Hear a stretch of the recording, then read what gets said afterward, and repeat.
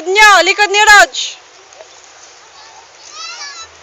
Hello, mag-hello naman kayo dyan.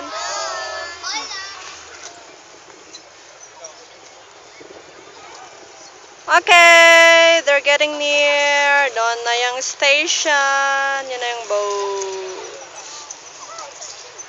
Go, go. Ayan, si Mader. Asan siya? Yun. Siya yung ayan, ayan si Fader. Tutulungan si Mader para tulungan ang ating mga members na lumabas.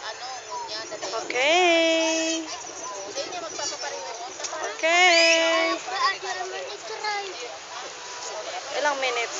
Yan. Medyo pumapapel yung isang boat. Say hello!